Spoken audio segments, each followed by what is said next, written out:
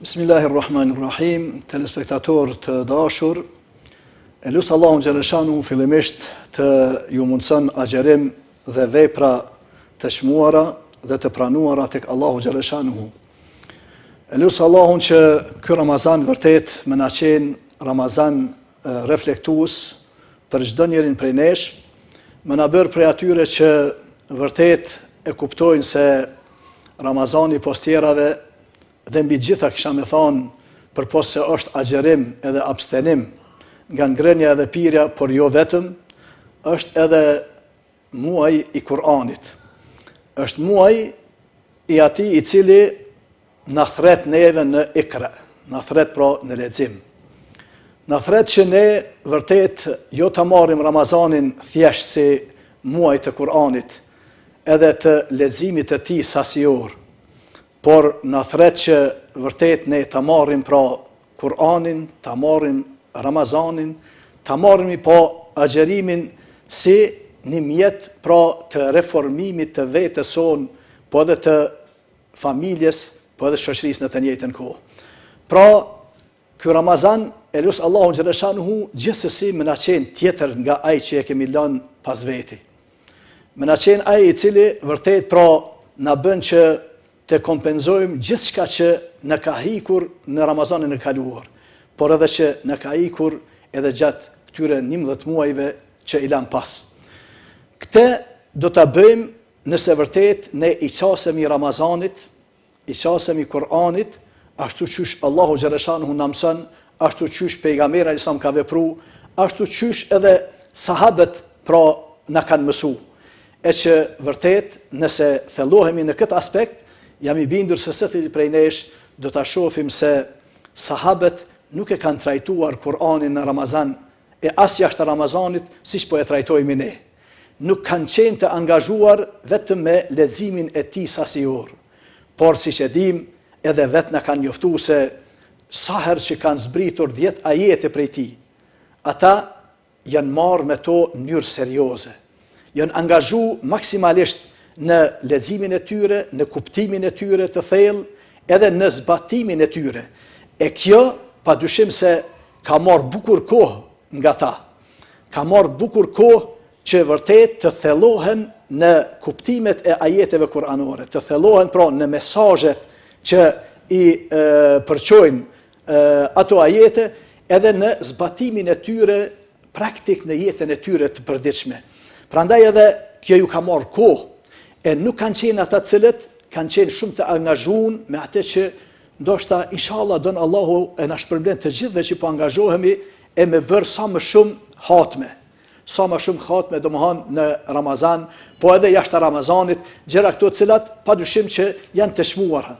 por jo thjesht vetëm leximi mekanik me quajt ashtu. Vetëm leximi domthon i shpejt edhe te kalimi apo kalimi i ajeteve edhe i sureve, prej surës në sure, prej hatmes në hatme, pra nuk është thjesht kjo e kërkuar prej neve si besimtarë dhe besimtare. Përkundazi, e lusë Allahun që vërtet pra ne me ju qas Kur'anit në këtë muaj me atë që edhe është porosi e tij, e që është ikra, lexo. E çështja e leximit padyshim se është pjesa edhe esenciale kisha me qujt edhe e tër agjerimit, edhe e tër do të Ramazanit, e që vërtet vetëm përmes leximit, vetëm përmes ikreit, ne vërtet e arsytojmë epitetin e të qenurit njeri, epitetin e të qenurit musliman, epitetin e të qenurit njerëz ramazanor, që bëni fjalë kemi Ramazan, por të cilët pra e marrin Ramazanin dhe e marrin agjerimin si një mekanizëm e quajt ashtu të aspektit të ngritjes edhe iluminimit të brendshmes tonë, asaj e cila në fakt kërkon nga ne që spari këtë jashtëmen tonë, ta groposim pra në një lloj errësire, e cila do të jetë errësirë pjellore dhe e cila do të shëndrit pra pasi që ne të mbyllemi, pasi që ne të izolohemi, e që vërtet jo rasisht agjerimi pra është diçka që është i mbyllur brenda ne, është i ruajtur, është pra do të thotë ai që nuk e shef askush me përjashtim të atij që e kemi lart. Pra atë edhe kjo groposje me quajt në veten tonë e agjerimit kërkon nga ne që edhe veten tonë kur fjala e angazhimit serioz në ikrejin, ta bëjmë që vërtet kur të dalim në pa, të dalim duke reflektu, të dalim duke e iluminu së pari vetën e të brendshmen tonë, pa të cilën s'ka mundësi në asnjë mënyrë me iluminu, as me avancu, as me reformu të jashtmen e të dukshmen tonë. Prandaj, Ramazani na thret në këte, që ne pra të izolohemi pak, që ne të vetmohemi po pra me leximin, të vetmohemi pra me meditimin, të vetmohemi me thellimin, me atë që jo rastisht edhe pejgamberi sa na ka njoftu në hadithin kutsi, që thot se kullu amal ibn Adem lahu al-hasanatu bi 10 amthaliha ila 700 dhifin ila akhir al-hadith. Thot pejgamberi sa në këtë hadith me fjalët e Allahut xhaleshanu se çdo punë e birit Ademit është për te. Me një fjalë është edhe për te, se në fakt çdo punë që ne e bëjmë si musliman është dashur me e bërë vetëm për hir të Allahut xhaleshanu. E efektet e saj të jashtme, padyshim se ato e bojnë të veten me lejen e Allahut xhaleshanu edhe me ndihmën e Allahut xhaleshanu. Po çka starti i veprës së mirë në Islam, veprës së mirë aktive, pejgamberi sa po njofton pranë këtë hadith, po thotë se një e mirë është barabart me 10 fishën e saj. Edhe deri në 700 fish shpërblehet tek Allahu xhaleshanu. Po çka illa siyam fa innahu li wa ana ajzi bihi. Po thot pejgamberi sa me gjuhën e Allahut xhaleshanu, thot duke njoftuar Allahu xhaleshanu se po thot me përjashtim të agjerimit, i cili nuk ka të bën me këto matje 10 fish apo 20 fish apo 700 fish apo edhe 1000 fish, por po njofton Allahu xhaleshanu në këtë hadith kutsi pra se agjerimi është diçka i pamatshëm edhe nga ana e melekëve që i ka caktuar me regjistru gjurë, me regjistru veprat tona që e dim se i kemi edhe në të djathtën e në të majtën tonë. Po çka e ka marrë mbi veti Allahu xhaleshanu, sepse vërtet pra kemi të bëjmë me një çështje tepër madhore, me një çështje ekskluzive e cila është vetëm mes robit edhe Zotit, e që nuk ndërhyn mes tyre askush tjetër. Dhe prandaj edhe vërtet kur ne dim se si me erujt pra agjerimin ton, që është reflektim i yni fillimisht i mbrendshëm, kur ne vërtet di me e trajtu agjerimin, qysh edhe ka fundi i këtij hadithi, Allahu xhaleshanu thot was-siyamu junne. Agjerimi është mburoj. Agjerimi është mburoj. Pa dyshim se është mburoj, pa dash me hyrë në detalet e asaj çfarë kanë fol komentatorët e hadithit, e fukahat, juristët islam, e që po pa dyshim se fillimisht është mburoj e robit, e agjeruesit në këtë botë nga ramjet e ndryshme, nga domethënë aspekti i robrimit pra nefsit e epshit, robrimit të kësaj dynjaje, robrimit të postit, robrimit edhe të gjithë shkafit që neve na rrethon. Po dhe në të njëjtën kohë është mburoj inshallah nesër në ditën e gjykimit, pra nga zjarri i xhenemit për çdo adhurues, për çdo agjerues që ka hyje biidhnillah në xhenet përmes derës së Rejanit. Pra agjerimi po deshka në gjithsesi me na qenë mburoj. Por a thu se po na është mburoj agjerimi secilit nga ne, apo ne kemi shembuj për fat keq të njerëzve të cilët ndoshta vërtet duke mos e marrur si duhet, duke mos e trajtu si duhet agjerimin, duke mos e kuptu atë, duke mos e zbatu në mënyrën qysh Allahu xhaleshanu pra kërkon, qysh ajo është i kënaqur me ne, qysh pejgamberi sa me ka praktiku, qysh sahabët e kanë praktiku, edhe i gjejmë pra njerëzit se vërtet nuk ju bëhet agjerimi mburoj. E lut Allahu xhaleshanu që të pendohemi të gjithë edhe të na bëhet edhe këtu, po edhe atje nesër ku do të dalim para Allahut me na u bë mburoj. Por është interesant për me na qenë pra agjerimi mburoj, po dashka në gjithsesi mos me haru edhe një porosi tjetër, një hadith ku al-Imam al-Kharaiti në Makarimul Akhlaq, një prej librave të tij të njohura, e cek një hadith ku pejgamberi sa e ka thujt agjerimin emanet. Thot innama as-siyamu amanatun falyahfaz ahadukum aw falyuhafiz ahadukum emaneteh. Thot agjerimi është emanet. Prandaj secilin nga jush le ta mbron, le ta ruan pro emanetin e tij. Agjerimi është emanet. Prandaj secilin nga jush le ta mbron pra emanetin e tij. Emaneti është çështje madhore, siç e dim. Emaneti është ai që Allahu xhaleshanu në Kur'an na ka njoftuar, inna aradna al-amanata 'ala as-samawati wal-ard, që njofton për emanetin se ne ja u kemi ofruar pra emanetin çështjes së tokës, e qiejve, domthon e kodrave kështu me radhë. Edhe siç e dim,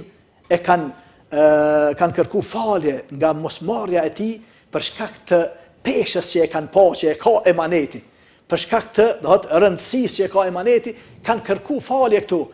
Wa hamalaha al-insanu wa innahu kana zaluman jahula, por e ka marrur insani, njeriu, edhe pse ai vërtet ka qenë mosminjos ndaj vetvetes, i ka bërë padrejt vetit, ka qenë pra i paditur, edhe pse, sepse jo të pak nga ne e kanë marrë pra emanetin, por duke mos ia dhënë hakun, duke mos e ruajtur atë. Pra, duke ditë se kështu është duke ndodhur me ne në përditshmërinë tonë, vërtet ne ish dashur që me kuptu se agjerimi ynë ka më na qenë buroj edhe këtu edhe atje kur do shkojmë. Nëse vërtet pra e kemi trajtu si emanet, nëse vërtet e kemi marrë qysh po njofton edhe qysh po porosit pejgamberi sa që me kuptu se agjerimi qenë ka emanet. Na është dhanë pra në mbrojtje, na është dhanë që ai vërtet me na qenë një mekanizëm që neve na reformon, një mekanizëm që neve na iluminon pra në veten tonë të mbrëmshme spari, po mandej inshallah edhe në të jashtmen tonë, sepse në fakt e dim se vërtet ne duhet me qenë prej atyre që e kanë marrur pra agjerimin si një mjet i cili bi idhnillah i bën që ata jo vetëm të abstenojnë nga ngrënia dhe pirja, por edhe të jenë ata të cilët do të agjerojnë pra me gjitha gjymtyrët e tyre, po dhe inshallah dënë Allahu xhaleshanu jo vetëm me gjymtyrët e dukshme, po sidomos me qenë ai që dohet vërtet agjerojmë pra me zemër e me shpirt. E ky agjerim, siç e dim, është agjerimi i sovranit. I njeriu që vërtet është i lirë dhe që hec mbi tokë i lirë, që nuk i robron askujt dohet në faqet dheut, që nuk i robron asgjës nga gjithçkafi që neve na rrethon, po që vërtet pra është ai që është rob i sinqert i vetëm krijuesit ton, atij të cilit vërtet i takon robrimi, atij të cilit i takon adhurimi jon, atij të cilit i takon agjerimi jon. Dhash Zoti e vërtet ta trajtojmë agjerimin si amanet, edhe të na bëhet mburoj në këtë botë, po edhe në botën e ardhshme. Agjerues të dashur, lusë Allahun xhaleshanu pra që vërtet të gjithë ne të bëhemi agjerues të atill që agjerimi ynë pra më na qenë agjerim reflektues, agjerim i cili neve na iluminon në brendësinë tonë, na bën ata të cilët vërtet pra e kuptojnë agjerimin si një mjet që neve na reformon në vetet tona, na reformon në familjet tona, na reformon edhe në shoqërinë tonë. Na bën prej atyre që vërtet pra ta marrim agjerimin jo thjesht veç si një abstenim nga ngrënia dhe pirja, e që jo rastisht disa prej dietarëve edhe mistikëve e kanë thujtë se i kemi atje 3 lloje të agjerimit. Agjerimin me stomak, agjerimin me gjymtyrët e tona, e që për këte pejgamberi sa edhe ka njoftuar dhe ka thonë, men lem yada qawla zuri wal amal bihi falaysa lillahi hajatun an yada ta'amahu wa sharabahu. Ai njeri që nuk i lën fjalët e kota, fjalë boshe, të vepruarit sipas tyre, le ta dinë se Allahu xhaleshanu nuk ka nevojë që ai ta lën pra ngrënien edhe pirjen, sepse qëllim i agjerimit, siç e dim, pra nuk është vetëm në abstenimin nga ngrënia dhe pirja. Allahu xhaleshanu nuk dëshiron që neve vetë na shef se sa po durohemi nga ngrënia dhe pirja, por e dëshiron atë që e ka potencuar në ajetin e 183 të surës El-Bakare, atje kur njofton për agjerimin edhe të atyre që kanë qenë para nesh, po edhe me privilegjin, kisha me thonë prap, që e kemi edhe ne, që na obligon me agjerim, kur thot në fund të ajetit la'allakum tattaqun, që ju vërtet të avanconi në devotshmëri. Pra, synimi i agjerimit është që ne të avancohemi në devotshmëri e cila neve na bën që pra edhe gjymtyrët e tona me agjeru e jo vetëm stomaku jon. Po edhe është agjerimi i tretë që Imam Gazaliu e sa prej mistikëve e dietarëve e kanë thujtë se është agjerimi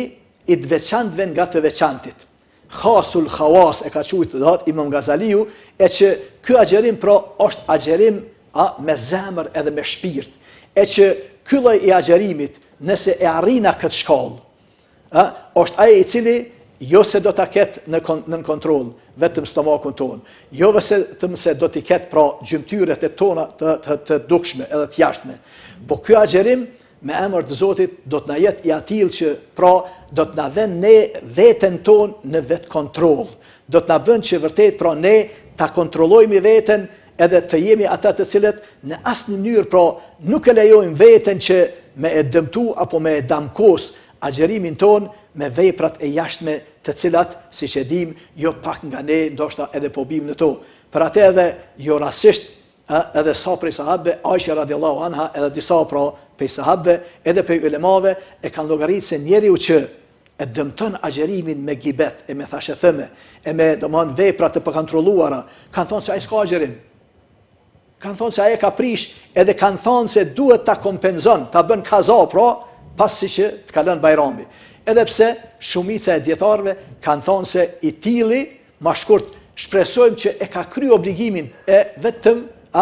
kryerjes së agjerimit, por nuk ka asnjë lloj shpërblimi nga ai agjerim. E na u mundum pak me i cek disa prej veçorive, prej shpërblimeve që vërtet Allahu xhallahu si tham e ka dalluar nga gjitha ibadetet e tjera, sepse pra kemi të bëjmë me një ibadet, me një adhurim që është ekskluziv vetëm mes robit edhe Zotit, dhe prandaj edhe vërtet i zgdash që